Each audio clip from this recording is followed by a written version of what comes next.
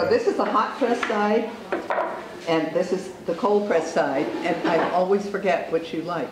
The hot press. Me too. Now, for the cold press side,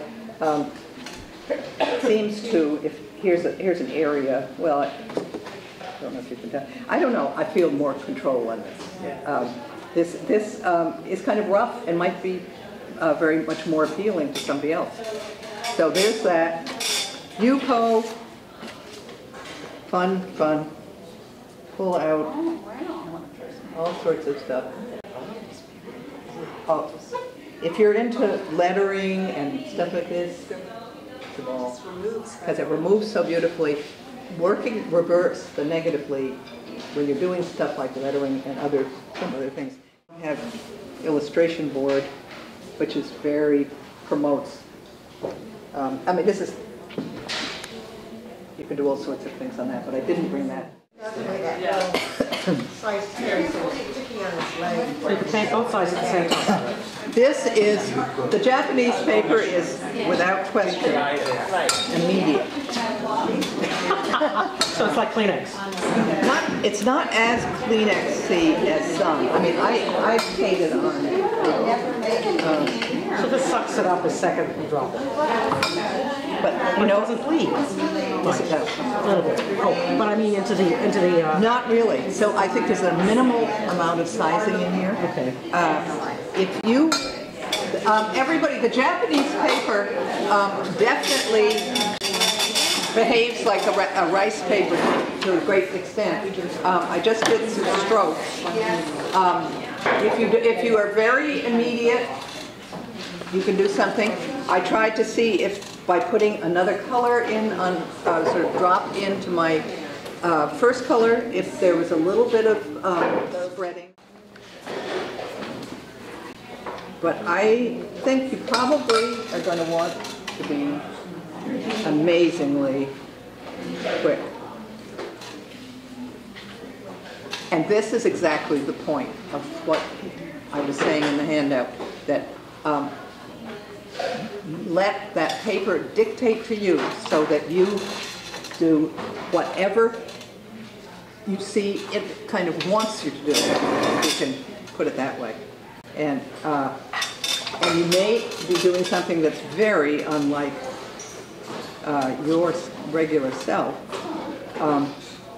but you may end up with something that is kind of wonderful.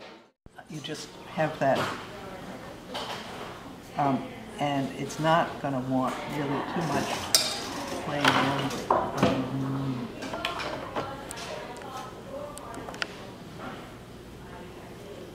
Where already it's not really pilling, but it's beginning to, you can just sort of feel it a little bit. You could probably say you could drop something to get a little thing, but this paper completely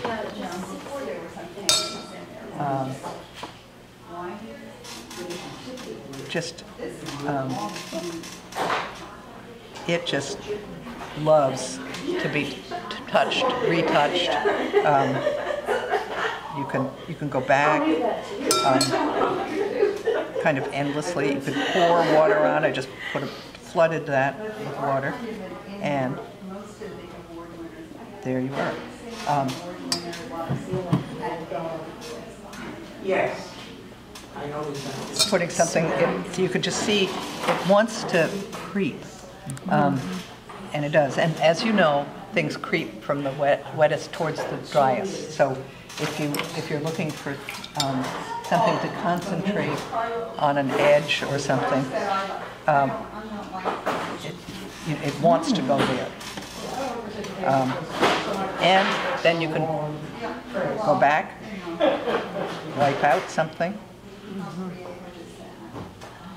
and it's just very happy to have you come back and back and back. You could glaze over that later when dry. And here, it doesn't really want you to do that much.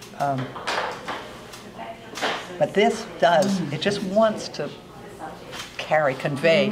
So the paper is in a way, a lot of paintings that are done, or a lot of painters who might paint in a very realist way, photorealist even, you know, might well use this because it's just, it's happy to make it there. Here, the mark of the artist is much more evident.